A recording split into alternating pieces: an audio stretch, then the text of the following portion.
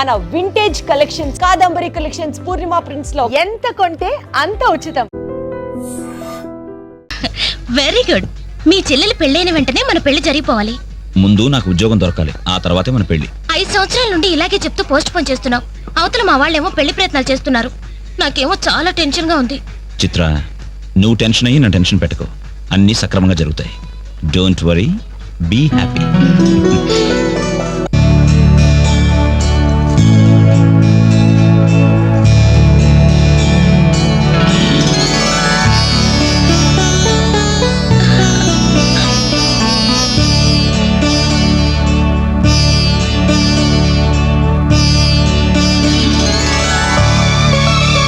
ఏంటనే అలా చూస్తున్నా? అచ్చు అమ్మలా ఉన్నావమ్మా.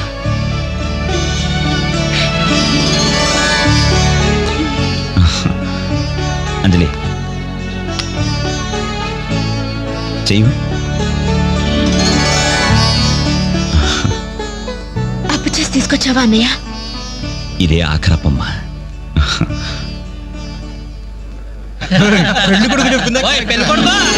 ముందు బట్టలు మార్చుకో, అవతల పూజ మొదలవుతుందంట.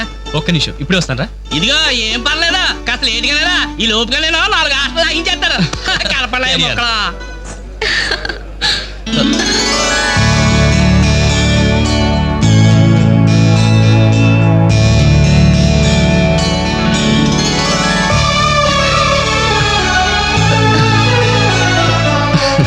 ప్లీజ్.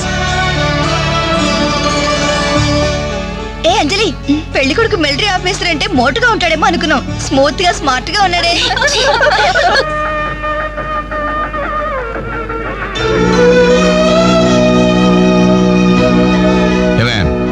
ఇట్రా. ఏమిటండి? ఈ చైన్ రఘుకిచ్చి అల్లుడు గారికి వేయమని చెప్పు.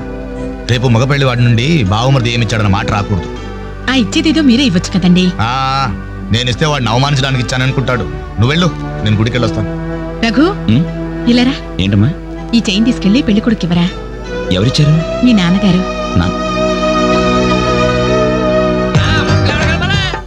మొక్కల తర్వాత కలుపుతారు, ముందు వందరాని ఎంతైనా మగ పెళ్లివారే ఎంత దర్జాగా పేకాడుతున్నారు. ఏమండ పెళ్లి ఎప్పుడో తెల్లారుజామున 3 గంటలకి. ఏం పర్లేదు, మీరు కూడా వచ్చాయన. రండి రండి. నువ్వేనా మొక్క? ఏంటమ్మా ఇంత లేటు? తొందరగా పదండి. అయిపోతుంది. మీరెళ్ళి అమ్మాయి రెడీ అయిందేమో చూడండి. రానివ్వండి బాబు, రానివ్వండి. ఫుల్ కౌంట్ రానివ్వండి. ఒరే, మొక్కలు తిరిగిన మొగోళ్ళతోటి పోటీకి వచ్చారా?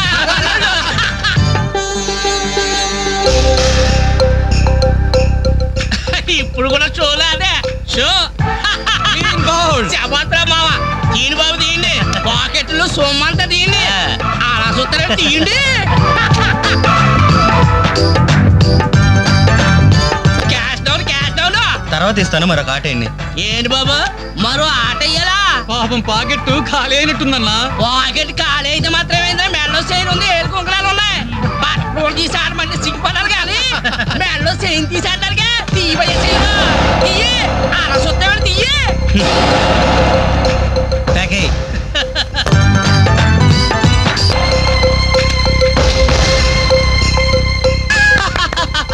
ఈ ఆట కూడా మాదే. టోటల్ గా వాష్ అవుట్ చేసే వరకు మేము వదలం. డబ్బులు ముందు మొక్కలే, తర్వాత డబ్బులు ఇస్తాం. అప్పు గిప్పు జాంతానాయి. ఉంటే డబ్బులు తీ, లేకపోతే ఒంటి మీద నగలు తీ. వాళ్ళ ఒంటి మీద వస్తువులు ఎక్కడ రా, వేసుకుని చొక్కాలు తప్ప. తీయండి బాబు, చొక్కాలు తీయండి. ఏంట్రా వాగుతున్నావు? పద్ధతి కాదు బ్రదర్, మర్యాదగా చొక్కా వదులు. నీకు మర్యాద ఏంట్రా?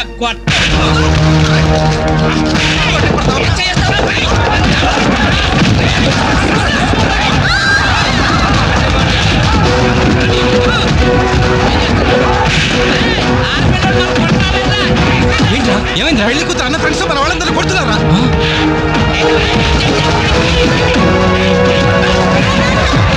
ఏంట్రా? పెళ్లి కొడుకు ఫ్రెండ్స్ మన వాళ్ళని కొడుతున్నారా?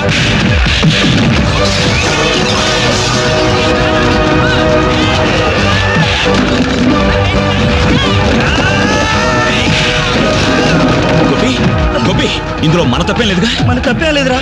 ముందు వాళ్ళే చేసుకున్నారు. ప్రామిస్ రా.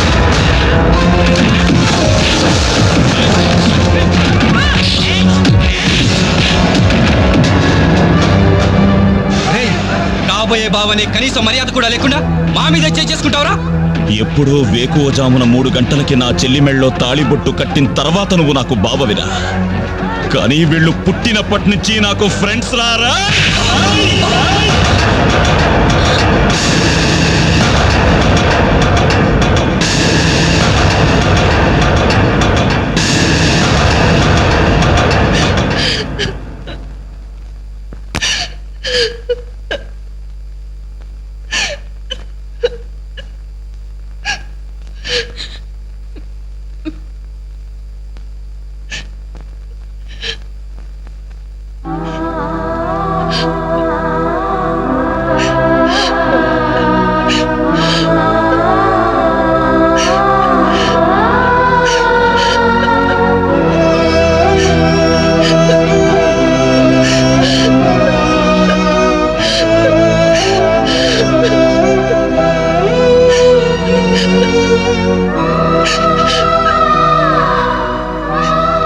ఎప్పుడు వాడి ఇంట్లో లేడని ఏడ్చేవాళ్ళు. ఇప్పుడు వాడు ఉన్నందుకు ఏడవాల్సి వచ్చిందమ్మా.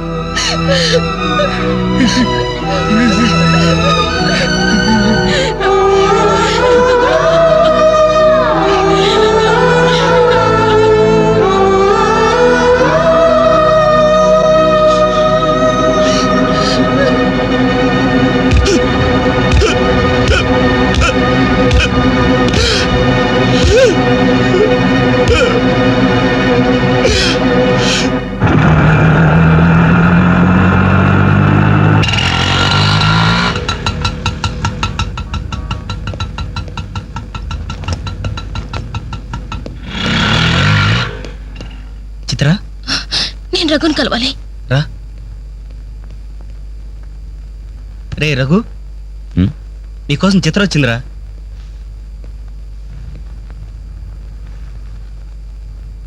చిత్ర, ఏమిటిది? మా వాళ్ళు నాకు వేరే పెళ్లి నిర్ణయం చేశారు. అందుకే ఇల్లు వదిలి వచ్చేసాను.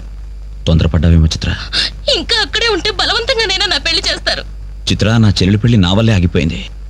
ఇంట్లో వాళ్ళకి మొహం చూపించలేక వారం రోజుల నుంచి ఇక్కడే ఉంటున్నాను. ఈ పరిస్థితుల్లో నాకు తెలుసు నువ్వు నీ పరిస్థితి గురించి ఆలోచిస్తున్నావు. నా గురించి కూడా కొంచెం ఆలోచించు. ఒక ఆడపిల్లని గడప దాటి పెట్టుతో సహా బయటకు వచ్చానంటే మా ఇంట్లో ఏం జరిగి ఉంటుందో ఊహించు. ఇంకా నా వల్ల కాదు. వెంటనే మన పెళ్లి జరిగిపోవాలి. చిత్ర, మూర్ఖంగా మాట్లాడద్దు. అన్నిటికీ పెళ్లి సమాధానం అనుకుంటే అలాగే చేసుకుందాం. అదిగో కనబడుతుంది ఆ దేవాలయం. అక్కడికి తీసుకెళ్లి ఓ పసుపు తాడు కడతాను. ఫ్రెండ్స్ వస్తారు, ఆశీర్వదిస్తారు, ఏదో తోచిందిస్తారు, వెళ్ళిపోతారు. ఆ తర్వాత మన జీవితం ఏంటి, ఎలా బతుకుతాం? అందుకే చిత్ర, ఓ 2 నెలలు ఓపిక పట్టు. నాకు ఉద్యోగం వస్తుంది. రాకపోతే? వస్తుంది చిత్ర. రాకపోతే? వస్తుంది. నన్నెవ్వరూ అర్థం చేసుకోరు. ఇంటికెళ్తే మా నాన్న నన్ను అర్థం చేసుకోడు. బయటికెళ్తే చుట్టుపక్కల వాళ్ళు అర్థం చేసుకోరు. చివరకు నన్ను నమ్మి నాతో జీవితం పంచుకోవాలనుకున్నా నువ్వు నన్ను అర్థం చేసుకోకపోతే? నాకు వేరే మార్గం లేదు. నువ్వు కాదంటే చావనైనా చస్తాను గాని తిరిగి మా ఇంటికి మాత్రం వెళ్ళను. సరే, ఇప్పుడు నన్ను ఏం చేయమంటావు చెప్పు. ఏమండి, రఘు ఇంటికి వచ్చి వారం రోజులు అవుతుందండి. అయితే నాన్న, ఈరోజు అన్నయ్య పుట్టినరోజు. నాన్న, ఏం చేయమంటారు నన్ను? ఆ? కేక్ కట్ చేసి ఫంక్షన్ పెట్టమంటారా? ఏమే, వాడు పుట్టినరోజని ఇదిగో 10 రోజుల క్రితమే బట్టలు కొన్నాను. తండ్రినే. కానీ వాడు చేసిందేంటి? ఈ రోజు బజార్కి వెళ్తే ప్రతి వాడు ఏమండి మీ అమ్మాయి పెళ్లి ఆగిపోయిందంటే కదా, దానికి కారణం మీ అబ్బాయినంటే కదా అంటుంటే తల ఎక్కడ పెట్టుకోవాలని తెలియక చస్తున్నాను. ఇదిగో నేను లేనప్పుడైనా సరే వాడిని గాని ఈ గడపలు అడుగు పెట్టనిచ్చావో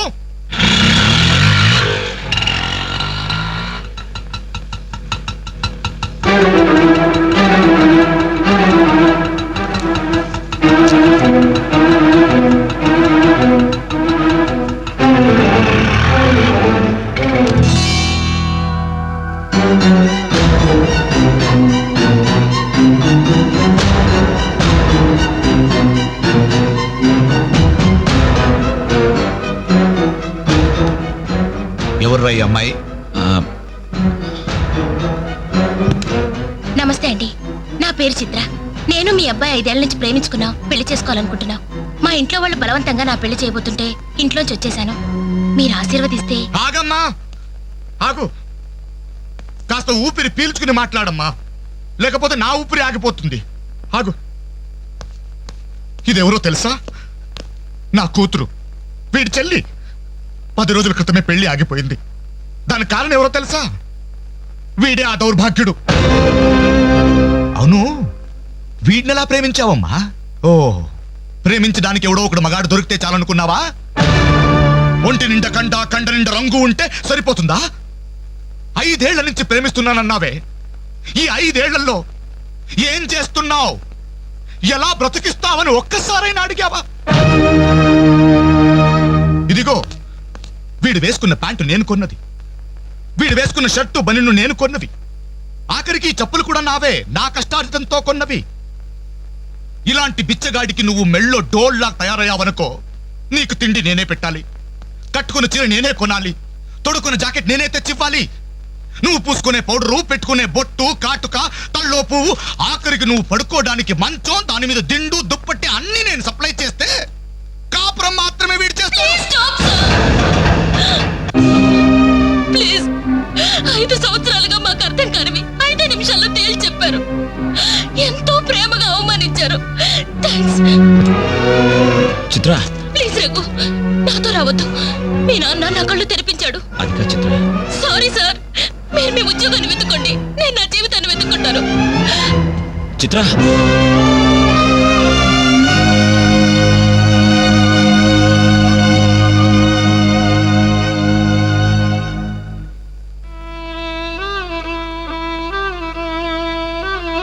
నాన్న,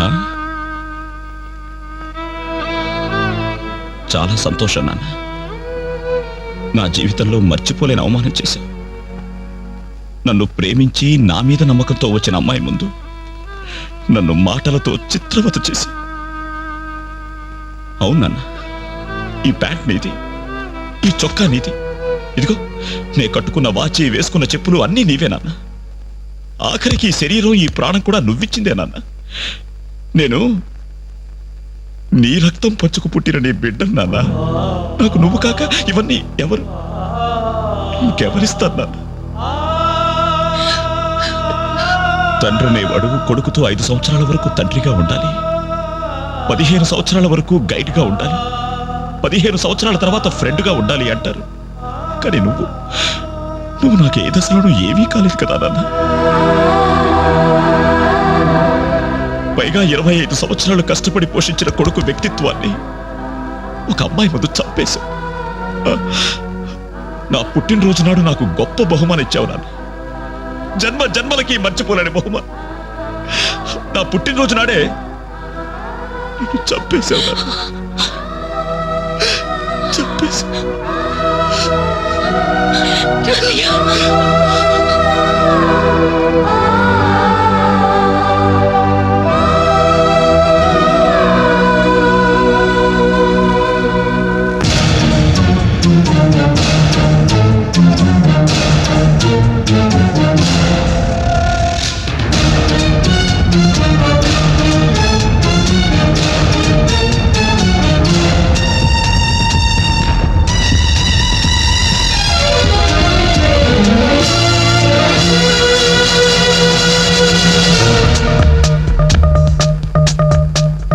వేదన వేదన వేదన వెల్లువై వేదన ఒంటరి యదా కందన ఆగని అరణ్య రోదన తరగని వేదన తరుముకు వస్తుంటే అణగారని వేదన రగిలిస్తూ ఉంటే బతుకు పయనంలో అలసిపోతున్నా వెతల సమరంలో విసిగిపోతున్నా వేదన వేదన వేదన వెల్లువై వేదన ఒంటరి యదా కందన ఆగని అరణ్య రోదన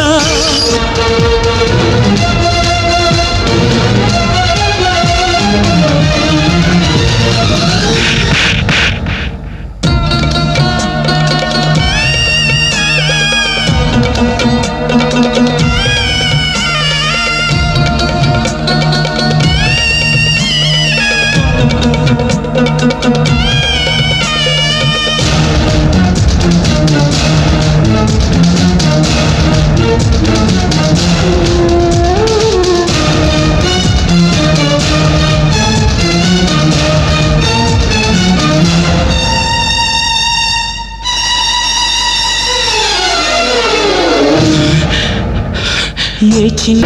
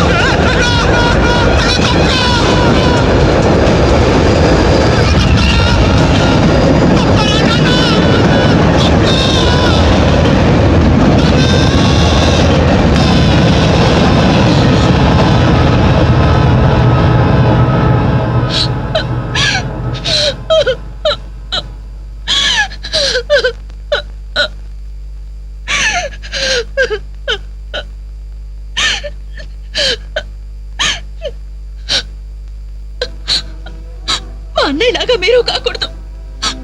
మీకు మంచి భవిష్యత్తు ఉంది. మీలో మీకే తెలియని టాలెంట్ ఉంది. మిమ్మల్ని మీరు నిలబెట్టుకునే శక్తి ఉంది. ఏదైనా సాధించగల సమర్థత ఉంది. మీలో ఉన్న శక్తి సామర్థ్యాలు మొండి గోడల మీద కూర్చోడానికో ఆడపిల్లలు అలవాటు చేయడానికో పరిమితం కాకూడదు. మీలో ఉన్న ప్రతిభను మీరు గుర్తించాలి. మీ జీవితం మీద మీకు నమ్మకం, ఆశ కలగాలి. అందుకే అందుకే మిమ్మల్ని ప్రేమించాలని చెప్పాను. కాదంటే ఏ అఘాయిత్యం చేసుకుంటారోనని భయంతోనే అబద్ధం చెప్పాను. నా వల్ల, నా ప్రేమ వల్ల మీరు ప్రయోజకులుగా మారాలని ఆశపడ్డాను. ఇదేనా నేను చేసిన నేరం? ఇదేనా నేను మీకు చేసిన ద్రోహం? చెప్పండి, చెప్పండి. సమాధానం చెప్పండి. చెప్పండి. నలుగురు కుర్రాళ్ళతో ఐ లవ్ యూ చెప్తాను నాన్న కూతురు అడిగితే అలాగే చెప్పమ్మా అని బుద్ధున్న ఏ తండ్రి అన్నాడు. కానీ నేనన్నాను. ఎందుకో తెలుసా? కొడుకు పోతే కన్నవాళ్ళు అనుభవించే చిత్రవద ఎలా ఉంటుందో నాకు తెలుసురా. అదే కడుపు కోత మీ కన్న వాళ్ళు అనుభవించకూడదు. రే, ఒక అమ్మాయిని ప్రేమించడానికి ముందు మిమ్మల్ని కని పెంచి పోషించి చదువు చెప్పించి మీరు ప్రయోజకులు కావాలని ఆశపడే మీ అమ్మ నాన్నలకు మీ ప్రేమను పంచండిరా. ఇప్పుడు లైఫ్ ఎంజాయ్ చేస్తుంటే బాగానే ఉంటుంది. కానీ రేపు 30-35 సంవత్సరాలు అయ్యాక అప్పుడు తెలుస్తుందిరా జీవితం విలువేంటో అని. రే, గడియారంలోని ముళ్ళుని వెనక్కి తిప్పగలం గాని గడిచిపోయిన నిమిషాల్ని వెనక్కి తీసుకురాలేవరా. మీ జీవితాలు మొండి కోడల మధ్య సమాధి కాకూడదు. అశాంతితో ఆత్మహత్యలు చేసుకోకూడదు. అయోమయంలో పిచ్చి వాళ్ళుగానో అప్రయోజకులుగానో అసమర్థులుగానో మారకూడదు. యూత్ బాగుండాలి. ఇప్పటి కుర్రాళ్ళు కంప్యూటర్స్ తో పోటీ పడుతున్నారా? మీలాంటి కుర్రాళ్ళే పుల్లెల గోపీచంద్, విశ్వనాథ్ ఆనంద్, సచిన్ టెండూల్కర్ అలా కారణాలు మీకు. బాగుండాలి మీరు. Youth our future. బాగుండాలి, బాగుండాలి.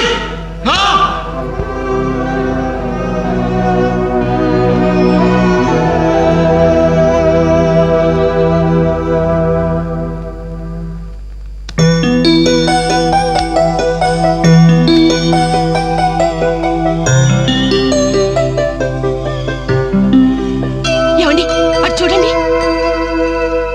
అలా చూడు. ఏమండి, అటు చూడండి.